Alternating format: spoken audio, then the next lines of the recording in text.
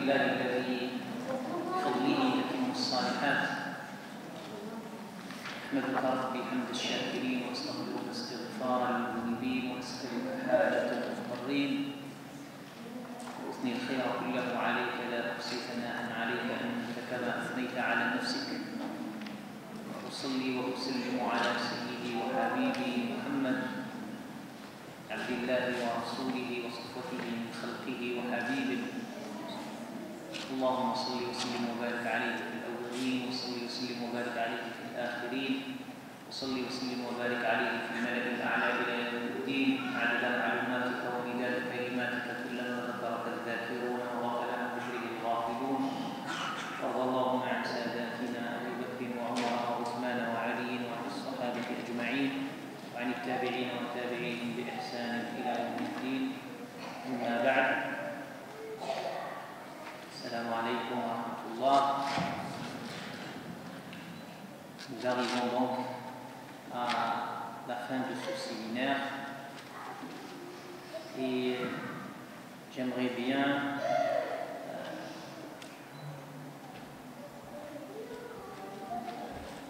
attirer votre attention sur l'importance de la science du hadith et la fonction qu'elle a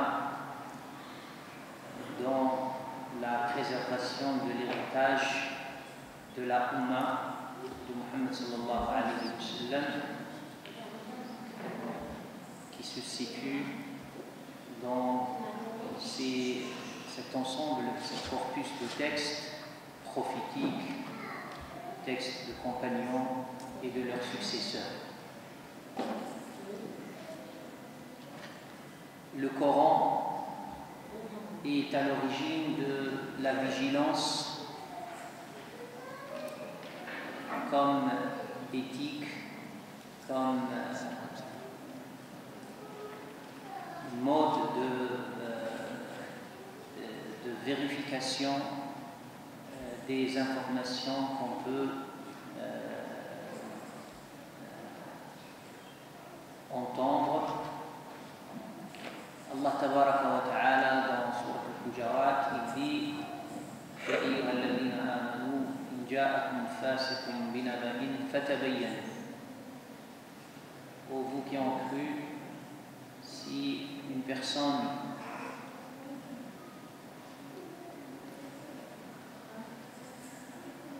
non intègre vous rapporte une information, vous devez la vérifier. Et donc cet ordre d'Allah subhanahu wa ta'ala implique l'obligation de le respecter et qu'il se traduit dans la réalité de chaque croyant, car le verset s'adresse aux croyants. Le prophète sallallahu alayhi wa sallam nous a donné une voie première de vérification qui est dans un hadith où il dit: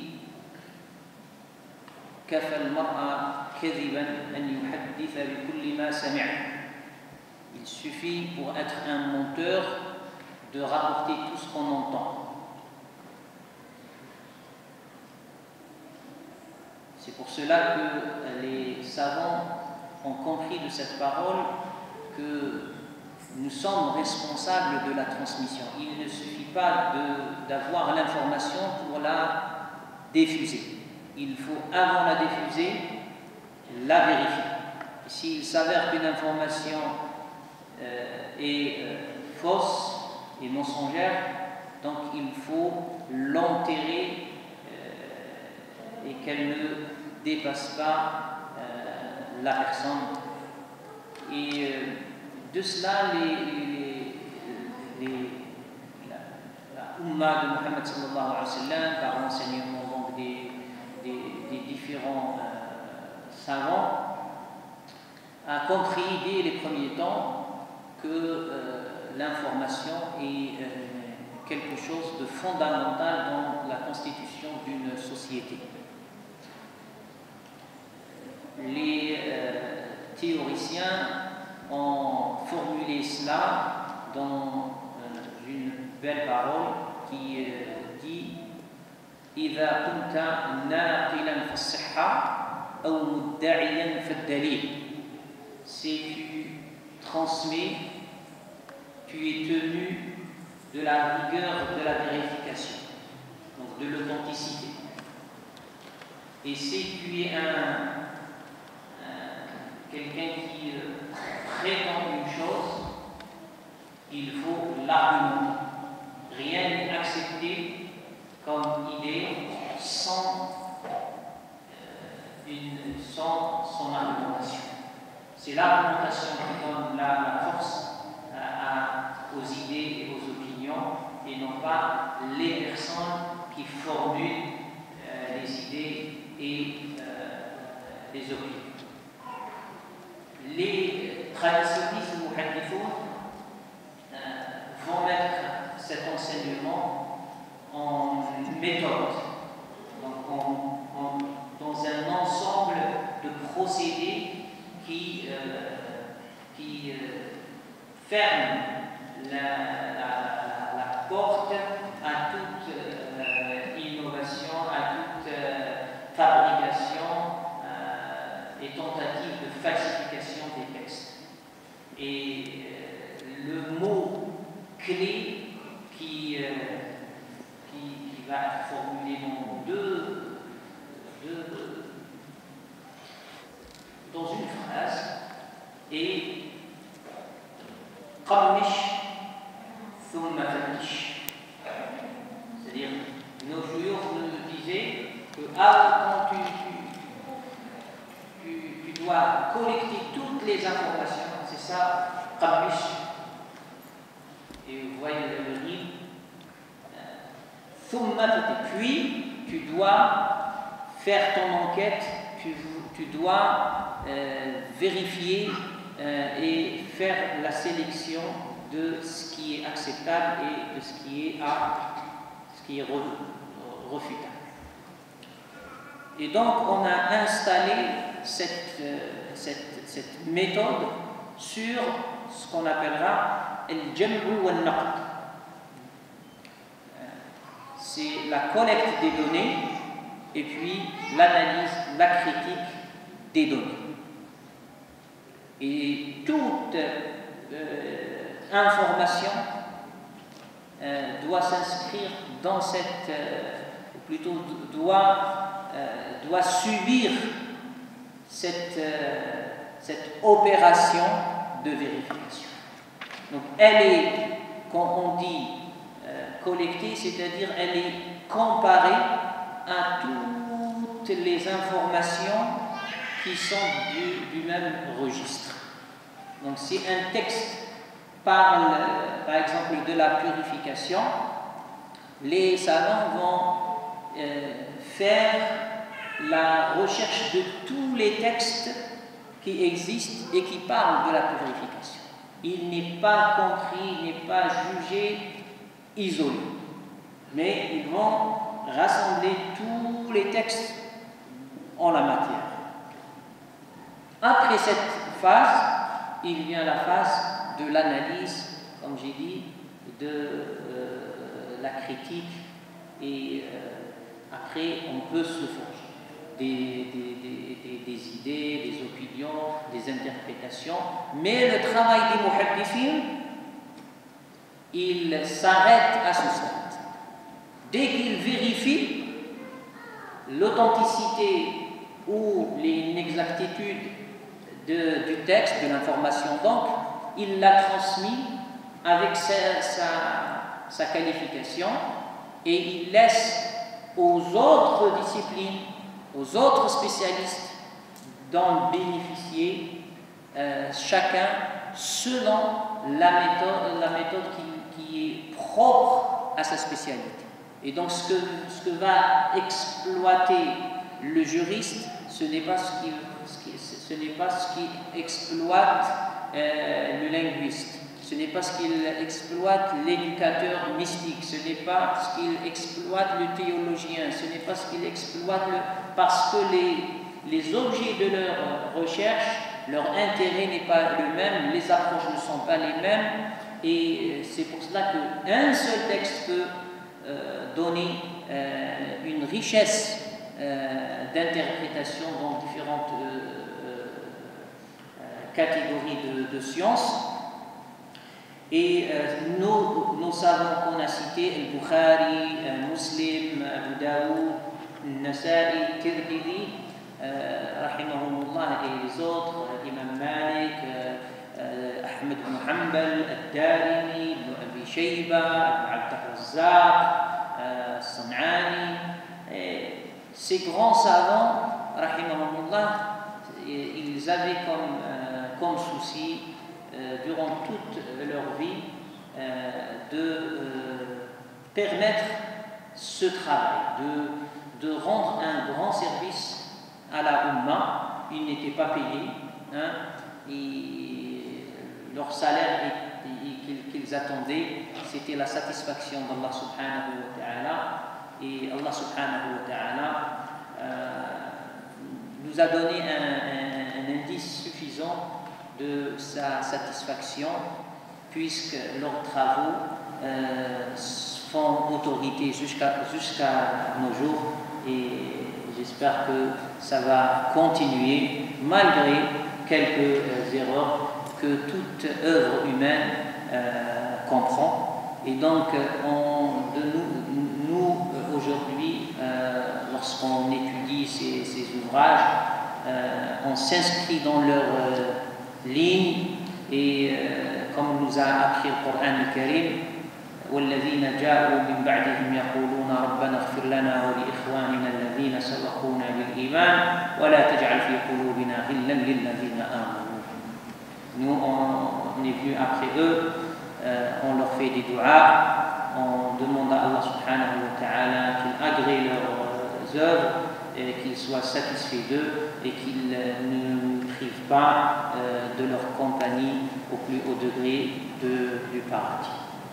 Wallahu wali tawfiq, et je cède la parole, Inch'Allah, à Cheikh Mohamed. Bismillahirrahmanirrahim, alhamdulillahi rabbil alamin, wassalatu wassalamu ala sayyidina Muhammad wa ala alihi wa sahbihi ajma'in. Alhamdulillahi rabbil alamin, wa remercie Allah subhanahu wa ta'ala de nous avoir rassemblés dans ce lieu, de nous avoir permis de finir cette petite épître, et surtout de nous avoir permis de voyager, parce qu'en fait on est revenu quelques siècles en arrière pour voir un petit peu l'effort, en tout cas essayer d'avoir une idée de l'effort que nos savants ont effectué dans l'apprentissage, la recherche du savoir et la transmission du savoir.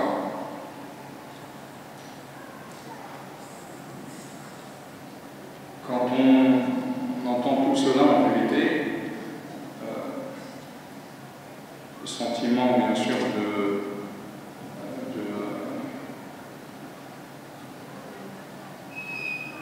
de modestie doit habiter le croyant face à tous les efforts qui sont faits.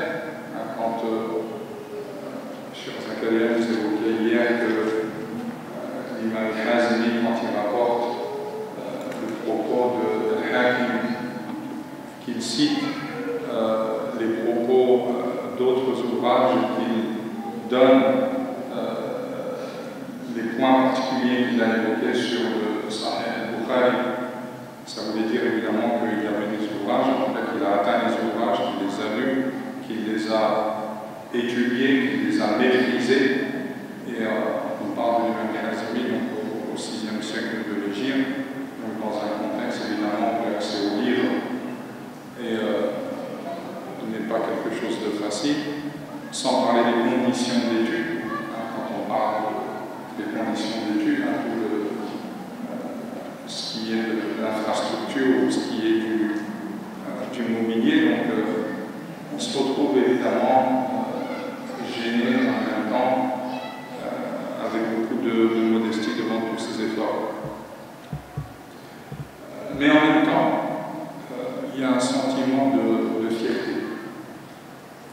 Un sentiment de fierté qui montre que, comme je vous disais dans l'introduction, Allah subhanahu wa ta'ala préserve sa religion. Et je dis bien sa religion parce que l'islam n'appartient à aucune personne. C'est la religion d'Allah subhanahu wa ta'ala. Et c'est lui qui s'est chargé de la préserver. On l'a vu l'année dernière pour ceux qui ont assisté aux commentaires du cas sur l'introduction du Tasnif, que Allah subhanahu wa ta'ala a préservé bien sûr son livre à travers tous les efforts dans l'apprentissage du Coran et la transmission du Coran. Et là vous voyez comment Allah subhanahu wa ta'ala a mis à disposition de la tradition du prophète sallallahu alayhi wa sallam des efforts humains de femmes et d'hommes pour préserver son message. Et ça, bien sûr, on peut en être fier parce que, à ma connaissance, en tous les cas, je ne connais pas une population, une culture ou une idéologie où on s'est préoccupé de l'importance de la transmission comme on s'est préoccupé dans l'islam. L'islam, la chaîne de transmission, on peut dire sans trop craindre de s'avancer que c'est une spécificité musulmane. Donc il y a dans tout cela bien sûr une fierté à avoir, et ça nous rajoute de la conviction et de l'assurance aussi dans tout ce qu'on peut vivre et tout ce qu'on peut entendre sur l'islam. L'islam, Allah subhanahu wa ta'ala, comme je le dis, se charge de le préserver. Et quand je dis ça nous rajoute de la conviction, un jour le prophète sallallahu alayhi wa sallam, durant l'une de ses prières, il lisait le verset وَإِن تُعَذِّبْهُمْ فَإِنَّهُمْ عِبَادُكَ وَإِن تَغْفِرْ لَهُمْ فَإِنَّكَ أَنْتَ الْعَزِيزُ الْحَكِيمُ. Et il pleurait abondamment à la lecture de ce verset, qui veut dire que si tu les châties, c'est un verset de Sourate Al-Ma'idah, وَإِن تُعَذِّبْهُمْ, si tu les châties,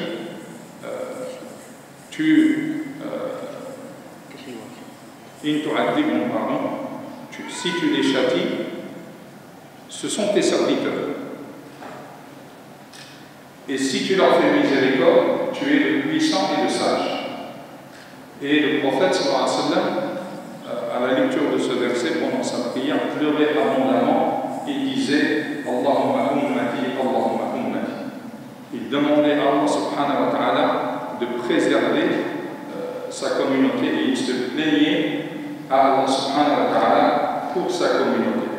Pour sa communauté, c'est-à-dire de son temps jusqu'à Yawm al-Qiyamah. Et quelle a été la réponse de Allah subhanahu wa ta'ala? Il lui a envoyé Jibril et il a chargé Jibril de lui dire Qul lahu ya Muhammad, dis-lui, ô Muhammad, sanurdika fi ummatik wa la nasuk. On te satisfera dans ta communauté et on ne te rendra pas triste par rapport à ta communauté. Et ça, ce qu'on vient d'entendre et ce qu'on vient d'apprendre, c'est une des preuves que Allah subhanahu wa ta'ala a véritablement satisfait le prophète sallallahu alayhi wa sallam dans sa communauté en mettant des êtres humains qui se sont consacrés, comme l'a dit le cheikh tout à l'heure, on dit 30 ans, 40 ans, on peut dire toute leur vie parce qu'ils sont nés dedans et ils sont morts dedans. c'est-à-dire ils n'ont rien connu d'autre. Et quand on dit ça, il ne faut pas avoir à l'idée que ces personnes-là se sont enfermées dans un coin et ils ont vécu complètement déconnectés de leur société et du contact avec les gens. C'est des personnes qui étudiaient pour l'Ummah. On a vu tout à l'heure dans le passage qu'on a lu dans la lettre de Abu Daoud, dans la page 32, souvenez-vous, quand il dit à un moment donné, en effet, je n'ai pas cité toutes les voies, car cela aurait été excessif pour la preuve. Vous voyez que la portée, ce n'est pas simplement une acquisition ou un bénéfice personnel, c'est aussi pour les autres. Il n'a pas voulu faire ça pour ne pas alourdir à la preuve, de sorte que les choses restent faciles et que cette science aussi, ce bénéfice se transmet et une portée collective. Donc il faut avoir cette fierté d'être et de faire partie de la Ummah de Muhammad sallallahu alayhi wa sallam, parce que, quoi qu'on en dise, quels que soient les défauts qu'elle peut avoir, il y a dans cette Ummah le bien. Il y a dans cette Ummah la bénédiction. Et ça, on le voit tous les jours. Juste pour l'exemple de la France, les efforts qui sont déployés pour les constructions de mosquées, les efforts qui sont déployés pour apprendre, et ainsi de suite, tout cela repose sur l'effort des musulmans eux-mêmes. Et ça, c'est un signe, bien sûr, du bien qu'il y a dans cette Ummah. Il ne faut pas que les défauts et les manquements prennent le dessus et nous voilent le bien qu'il y a dans cette communauté. Un autre point qu'il est important, je pense, de garder à l'esprit quand on parle de ces personnalités qui nous ont apporté tout ce savoir. Il y a un des points qui m'a interpellé dans ce qu'on a lu ce matin, c'est cette parole de l'imam Bukhari, rahimahullah, quand on l'a vu en page 31, quand il évoque la raison qui l'a poussé à se mettre à écrire son sahih. Il dit, juste pour vous rappeler, alors que j'étais chez Ishaq ibn Rahawayh, certains de nos compagnons nous dirent si vous pouviez élaborer un ouvrage concis rassemblant les traditions du prophète sallallahu alayhi wa sallam. Il était là, il a entendu cette parole, et qu'est-ce qu'il dit? Cette parole me toucha si profondément que je me mis immédiatement à la réalisation de ce livre. Vous voyez, c'est une parole qu'il entend dans un cercle qui suscite en lui la motivation et l'engouement parce qu'il voit ce bien qu'il y a dans un tel ouvrage et il se lance à la réalisation de cet ouvrage. Et ça, véritablement, c'est un exemple à suivre dans la motivation, dans l'engouement vers le bien et surtout, évidemment, dans la sincérité, la recherche de la satisfaction de Allah subhanahu wa ta'ala. On lit ce propos et on passe de ce propos au sahih. Mais en réalité, vous savez que ça lui a pris 16 années pour compiler, pour finaliser son sahih. Et il dira d'ailleurs de lui-même qu'il n'y a pas un hadith de son sahih qu'il a consigné avant de faire le ghusl, les grandes ablutions, et il dira même de lui-même que certains chapitres de son sahih, il les a revus alors qu'il était entre le minbar du prophète sallallahu alayhi wa sallam et sa tombe, c'est-à-dire dans Ar-Rawda. Et il dit chaque fois qu'il changeait un chapitre, il faisait aussi rak'atayn dans Ar-Rawda.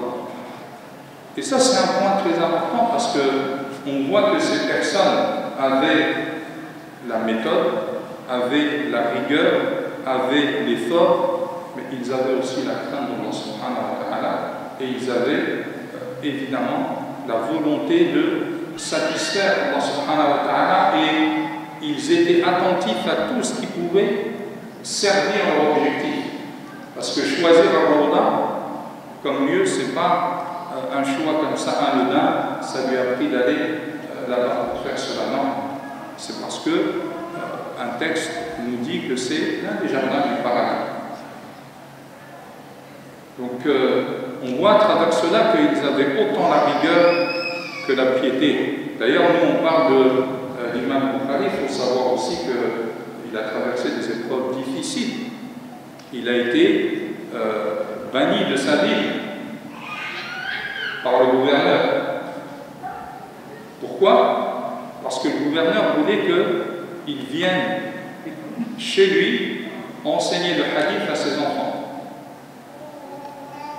Et il a refusé. Et il a donné cette parole célèbre: Ana la uhibbul ilm. Moi, je n'humilie pas la science. Vous voyez, il y avait aussi cette fierté du savoir et aussi ce courage et cette responsabilité dans la question du savoir. Et il a refusé et il a dit justement, s'ils veulent apprendre, qu'ils viennent à mes assises. Et il lui a dit non, fais-leur une assise spécifique. Il a refusé. S'ils veulent apprendre, qu'ils s'assoient avec tout le monde. Et ça lui a coûté évidemment d'être exilé de sa ville de Bukhara. Donc on parle d'eux comme ça, on parle de tout ce travail, de tous ces efforts, mais il ne faut pas oublier qu'ils ont aussi beaucoup souffert dans justement la transmission et l'apprentissage, autant dans les conditions de vie que dans les autres conditions. Et ça, les exemples sont très nombreux. L'emprisonnement de l'imam Ahmed est connu, pareil, les tortures de l'imam Malik sont connues, l'emprisonnement de Abu Hanifa, tout cela, tous ces grands maîtres sont passés évidemment par l'épreuve, parce que ça fait partie aussi de cette transmission.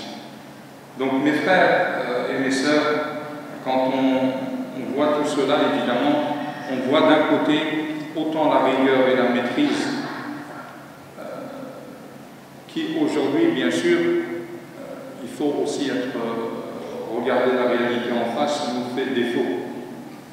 On est dans une époque où tout va très vite, donc on veut atteindre les choses de manière très rapidement sans prendre le temps de se construire, sans prendre le temps de vérifier. Tout à l'heure, Zakaria nous rappelait ce verset, et peut-être que ce verset, on en a, le verset de Surat Al-Hujurat, on en a aujourd'hui besoin plus que jamais.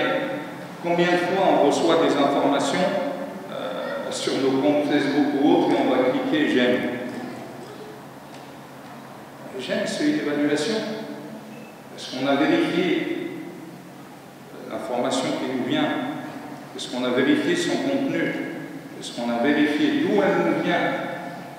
Tout cela, c'est une responsabilité et c'est un réflexe que l'on doit avoir. Donc, il faut revenir vers ses habitudes, vers ses réflexes. Parce que demain, on peut transmettre des choses, on peut valider des choses, on peut aimer des contenus qui, au final, vont se révéler être contraires à nos principes, voire même être diffusés par des mauvaises sources, et ainsi de suite. Donc tout cela nous interpelle, premièrement, sur la rigueur et l'effort et la persévérance. Ça nous interpelle sur l'ambition, d'être ambitieux, de ne pas se sous-estimer. et de ne pas penser qu'on n'a rien à apporter ou à présenter devant Allah subhanahu wa ta'ala pour cette religion. C'est une question d'ambition, d'effort et de sincérité. Et en troisième point, bien sûr, tout cela doit être cadré par la crainte de Allah subhanahu wa ta'ala et la volonté de le satisfaire. Wa sallallahu wa sallam ala sayyidina Muhammad wa ala alihi wa sahbihi ajma'in.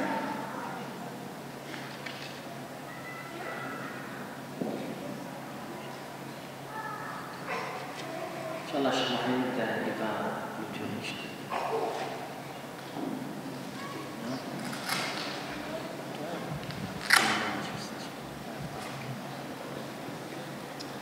بسم الله الرحمن الرحيم. الحمد لله رب العالمين. الحمد لله الذي بنعمته تتم الصالحات. الحمد لله حمدا كثيرا طيبا مباركا فيه ملء السماوات وملء الأرض وملء ما بينهما وملء ما شاء ربنا من شيء من بعد. أهل الثناء والمجد أحق ما قال العبد وكلنا لك عبد. وأصلي وأسلم على من بعث رحمة للعالمين سيدنا وحبيبنا وقرة أعيننا محمد بن عبد الله وعلى آله وصحابته أجمعين. اللهم اجعل جمعنا هذا جمعا مرحوما وتفرقنا من بعده تفرقا ميمونا موفقا معصوما، ولا تجعل فينا ولا منا ولا من بيننا شقيا ولا محروما. اللهم ألهمنا السداد والصواب. اللهم ألهمنا السداد والصواب والحكمة وفصل الخطاب. وارنا اللهم الحق حقا وارزقنا اتباعه، وارنا الباطل باطلا وارزقنا اجتنابه، ولا تجعله ملتبسا علينا فنضل، واجعلنا للمتقين إماما. واهدنا اللهم لما اختلف فيه من الحق بإذنك، فإنه لا يهدي لما اختلف فيه من الحق إلا أنت، إنك تهدي من تشاء إلى صراط مستقيم. اللهم خذ بأيدينا ونواصينا إلى البر والتقوى وإلى العمل لما تحبه وترضى. اللهم أكرمنا بنور معرفتك، وافتح لنا أبواب رحمتك، وافتح لنا أبواب فضلك يا رب العالمين. اللهم أكرمنا بنور معرفتك. اللهم نور قلوبنا بالإيمان بك. اللهم نور جوارحنا بطاعتك. اللهم لين ألسنتنا بذكرك. اللهم اجعل مجالسنا معمورة بذكرك، واجعل قلوبنا وأفئدتنا مملوءة بمحبتك برحمتك يا رب العالمين يا أرحم الراحمين. اللهم أيقظنا من غفلتنا. اللهم أنقذنا من شهوتنا. اللهم أيقظنا من غفلتنا. اللهم أنقذنا من شهوتنا. اللهم اسلك بنا الصراط المستقيم. اللهم اسلك بنا الصراط المستقيم. اللهم اسلك بنا الصراط المستقيم، صراط الذين أنعمت عليهم غير المغضوب عليهم ولا الضالين. آمين. اللهم اغفر لنا ولوالدينا ووالد والدينا ولمشايخنا وعلمائنا ولمن لهم حق علينا وللمسلمين والمسلمات المؤمنين والمؤمنات الأحياء منهم والأموات، إنك سميع قريب مجيب الدعوات. اللهم اغفر لحينا وميتنا وشاهدنا وغائبنا وذكرنا وأنثانا وكبيرنا وصغيرنا. اللهم اغفر لنا جميعا. اللهم اغفر لنا جميع ذنوبنا. اللهم اغفر الذنوب التي تهتك العصم، واغفر لنا الذنوب التي تغير النعم، واغفر لنا الذنوب التي تنزل النقم، واغفر لنا الذنوب التي تحبس الدعاء، واغفر لنا الذنوب التي تقطع الرجاء، واغفر لنا الذنوب التي تنزل البلاء. اللهم اغفر لنا كل ذنب أذنبنا وكل خطيئة أخطأنا. اللهم يا رب علمنا ما ينفعنا وانفعنا بما علمتنا، وزدنا علما وفقها وعملا صالحا ترضى به عنا يا رب العالمين. اللهم اخرجنا من الظلمات إلى النور، واخرجنا من الجهل إلى العلم. اللهم احيي قلوبنا بذكرك. اللهم خشع جوارحنا بعظمة سلطانك يا رب العالمين يا أرحم الراحمين. اللهم اجز عنا خير الجزاء القائمين على هذا المسجد على حسن استقبالهم يا رب العالمين. اللهم اجزهم عنا خير الجزاء، واجز عنا شيخنا خير الجزاء. اللهم خذ بيده وناصيته إلى البر والتقوى. اللهم يا رب زده علما، اللهم زده علما، اللهم زده علما وعملا صالحا ترضى به يا رب العالمين عنه يا أرحم الراحمين يا أكرم الأكرمين. اللهم اجز مشايخنا خير الجزاء، اللهم اجزهم خير الجزاء، اللهم اجزهم عنا وعن الإسلام وعن المسلمين خير الجزاء برحمتك يا أرحم الراحمين يا رب العالمين.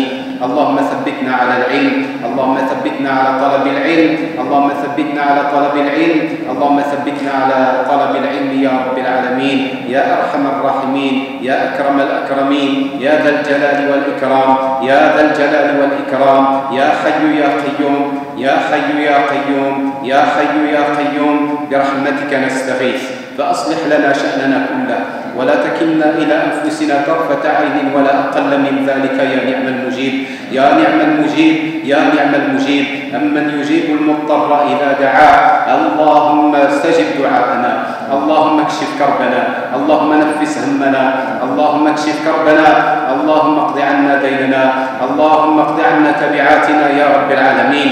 اللهم حسن وقوفنا بين يديك، اللهم لا تخزنا يوم يبعثون، يوم لا ينفع مال ولا بنون إلا من أتى الله بقلب سليم. اللهم سلمنا وسلم ديننا، اللهم سلمنا وسلم ديننا، اللهم وجهنا بكلياتنا إليك يا رب العالمين واحسن عاقبتنا في الأمور كلها واجرنا من خزي الدنيا وعذاب الآخرة يا رب العالمين. اللهم احشرنا مع حبيبك محمد صلى الله عليه وسلم. اللهم احينا على سنته، اللهم امتنا على ملته واحشرنا في زمرته وتحت لوائه يا رب العالمين. اللهم أوردنا حوضه واسقنا من يده الشريفة شربة لا نظمأ بعدها أبدا. اللهم يا رب العالمين اجعلنا على خلق نبيك محمد صلى الله عليه وسلم. اللهم احشرنا في زمرته ولا تفرق بيننا وبينه حتى تدخلنا مدخله يا رب العالمين. اللهم ارزقنا مجاورته في الفردوس الأعلى، اللهم ارزقنا مجاورته في الفردوس الأعلى. اللهم ارض عنا، اللهم ارض عن أولادنا، اللهم ارض عن زوجاتنا، اللهم ارض عن مشايخنا، اللهم ارض عن ذرياتنا، اللهم ارض عن والدينا، اللهم ارض عن والدينا، اللهم ارض عن مشايخنا وعلمائنا. اللهم يا رب ارض عن أمتنا، اللهم اهد أمتنا، اللهم اصلح أمتنا، اللهم اصلح أمتنا، اللهم اصلحنا يا رب العالمين.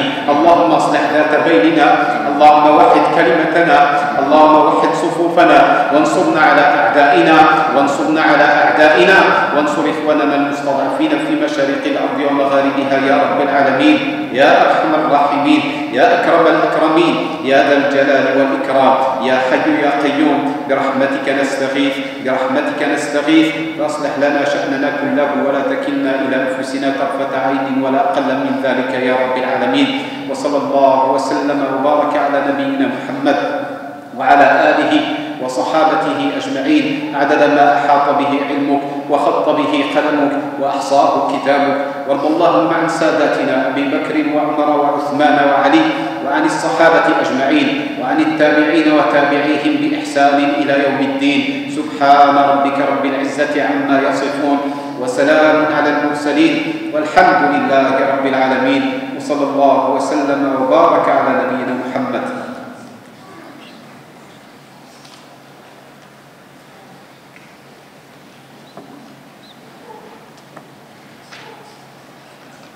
Jazakumullah khair, barakallahu fikum. Qu'Allah subhanahu wa ta'ala vous récompense pour votre présence, l'intérêt que vous portez pour la science. Qu'Allah subhanahu wa ta'ala purifie nos cœurs et augmente notre savoir et notre service dans savoir et qu'il soit satisfait de chacun de nous, Inch'Allah. Et qu'Allah subhanahu wa ta'ala réalise à chacun ce qui lui convient, ce qui lui correspond, Inch'Allah. Et Allah subhanahu wa ta'ala récompense les, comme il a fait les doigts pour ceux qui nous ont accueillis dans cette mosquée, qu'Allah les récompense, les responsables de cette mosquée, qu'Allah subhanahu wa ta'ala renforce leur service pour l'Allah et qu'Allah subhanahu wa ta'ala nous assiste dans son chemin. Et barakallahu fi Cheikh Mohamed Midaz, Cheikh Mohamed Rifi et tous les frères, Inch'Allah, et sœurs qui ont travaillé énormément pour que ce séminaire, cette rencontre soit telle que vous l'avez constaté, Inch'Allah, pleine de biens et de bénédictions et pour nous tous, Inch'Allah. Bien sûr, tout un grand remerciement pour le frère Wali et toute l'équipe qui filme et qui fait un travail important de transmission en live, en ligne, Inch'Allah,